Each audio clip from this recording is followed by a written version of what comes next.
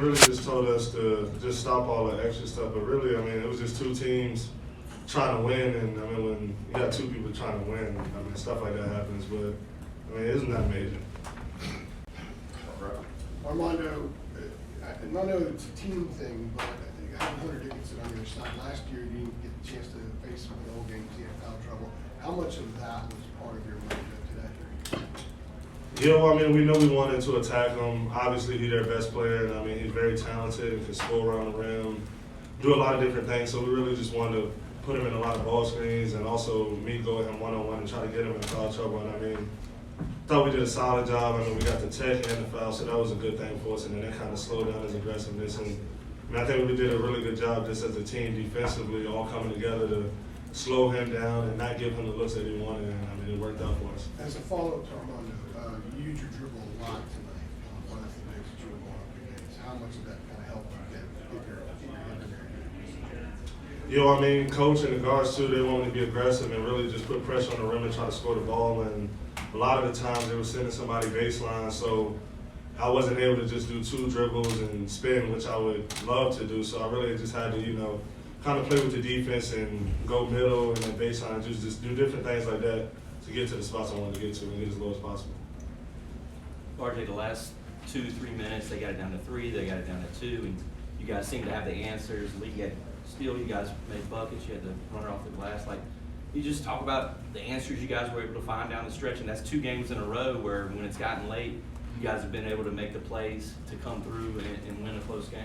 Yeah, me and Coach Davis said in the huddle, you know, we've been in these positions and situations before, so it was nothing new to us. And you know, the way we executed, was able to get stops down when it mattered the most. And Leaky made, you know, 2 phenomenal defensive plays, and we wouldn't be in that position without him. And then for me to make that run to the glass, it just shows how much, you know, mature and experienced we are as a group. You know, we trust one another to go ahead and make a big time play when it matters, and we did that for the last 2 games. So.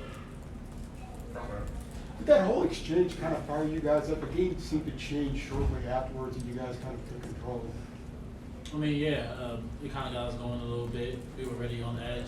I think it just uplifted the fire to even keep it going. And the momentum was on our side, so you know, we made a run from that. Second row. Yeah, Caleb, a lot of people are talking online about the shoe choice tonight. What went into picking out the kicks that you're wearing? You know, I just try to, you know, switch it up a little bit, and those are Jason Tatum's Taco J's, and that's my, you know, kind of like big brother, so just kind of, you know, showing love to him and then just, you know, expressing myself through my shoes. Yeah, and as a quick follow-up on that, can you just touch a little bit on how Jason has been a role model to you, especially recently in developing your game? Just, you know, him, you know, talking to me as far as, you know, my mindset and, you know, how I need to approach the game. And, you know, he's been helping me throughout the past years, and so I'm just grateful to have him. Third row. Where would you guys kind of assess where you are now in a 4-game winning streak going into this little break?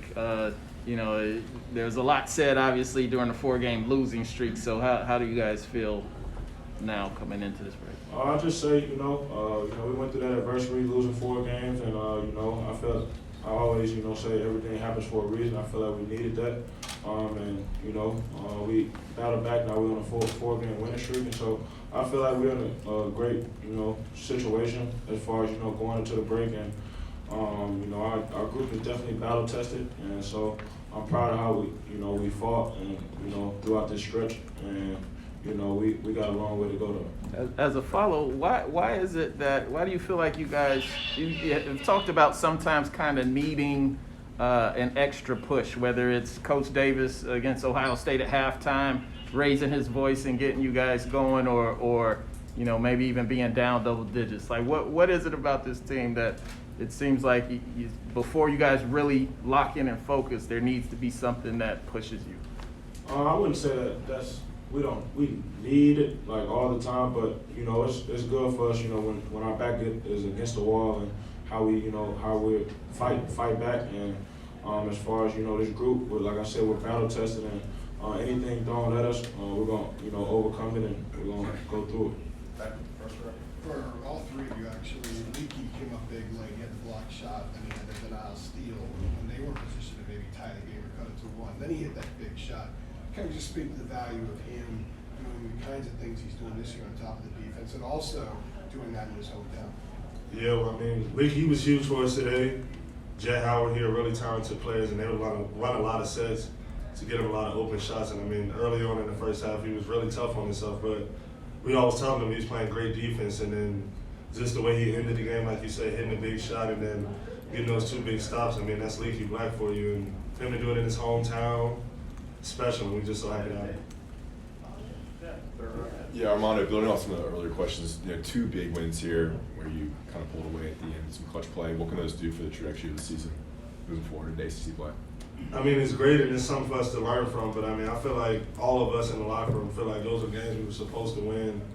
And I mean, we're still a talented team. I think we're the most talented team, but now we just really just trying to tighten those screws and just get better and better every day at our weaknesses. And once we keep chipping away at that and chipping away at that, I think we can reach our full potential. But we're not going to take a deep breath and get too high on all this stuff. We just got to keep going.